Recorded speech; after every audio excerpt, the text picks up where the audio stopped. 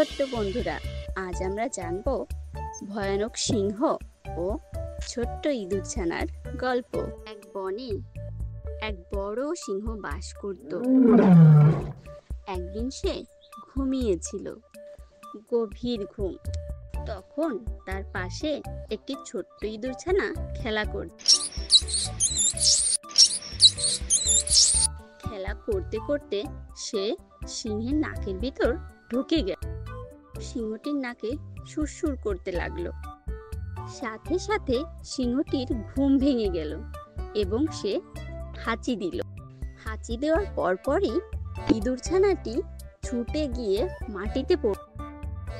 সিংহটি খুব রাগান্বিত হল। তারপর থাবা দিয়ে খপ করে ইঁদুরটিকে ধরে ফেলল। সিংহ বলল, আমি হলাম বনের রাজা, তোর এত বড় সাহস আমার ঘুম ভাঙিয়ে দিস, এখনই তোকে মেরে ফেলবো। ইঁদুরটি তখন ভয়ে কাঁপতে কাঁপতে বলল, মহারাজ, আমার ভুল হয়েছে। আমি ছোট্ট একটি ইঁদুরছানা, আমাকে মারবেন না। একদিন আমি আপনার উপকারেও আসতে পারি। এই কথা শুনে সিংহটি হাসতে হাসতে বলল, তুই এত পুচকে জীব, কি উপকার করবি? এই কথাটি বলে ভয়ানক সিংহটি ইঁদুরটিকে ছেড়ে দিল। এরপর অনেক দিন চলে গেছে।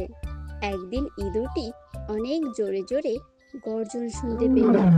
সে ভাবলো, নিশ্চয়ই ভয়ানক সিংহটি কোনো বিপদে পড়েছে। সে ছুটতে ছুটতে দেখতে গেল।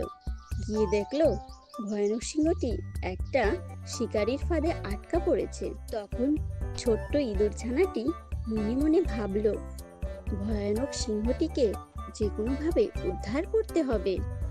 ছোট্ট ইঁদুরছানাটি সিংহটিকে বলল, মহারাজ, ভয় পাবেন না। আমি এখনই আমার ছোট ছোট দাঁত দিয়ে আপনার জাল কেটে দিচ্ছি। এই কথা বলে সে ফাঁদের দড়িগুলো কুটকুট করে তার ছোট্ট ছোট্ট দাঁত দিয়ে কেটে দিল। আর সাথে সাথেই ভয়ানক সিংহটি শিকারীর জাল থেকে মুক্তি পেল। মুক্তি পেয়ে ভয়ানক সিংহটি খুব খুশি হলো। সে ইঁদুরটিকে বলল, তোমাকে ছোট বলে আমি অবহেলা করেছিলাম, তুমি আমার জীবন বাঁচালে। ছোটরাও অনেক বড় উপকার করতে পারে। এরপর ছোট্ট ইঁদুরছানা আর ভয়ানক সিংহ খুব ভালো বন্ধুত্ব হলো। সুতরাং বন্ধুরা, আমরা এই গল্পটি হতে এমন একটি নৈতিক শিক্ষা পেলাম যে ছোট বলে কখনো আমরা কাউকে অবহেলা করব না, কারণ সেই ছোট জিনিসটাই আমাদের জীবনে এমনভাবে উপকৃত হয়ে আসে যেটা আমরা সারা জীবন মনে রাখব। বন্ধুরা, গল্পটি ভালো লেগে থাকলে অবশ্যই আমাদেরকে লাইক, কমেন্ট ও সাবস্ক্রাইব করে জানাবে এবং পাশে থাকা বেল আইকনটি বাজাতে ভুলবে না।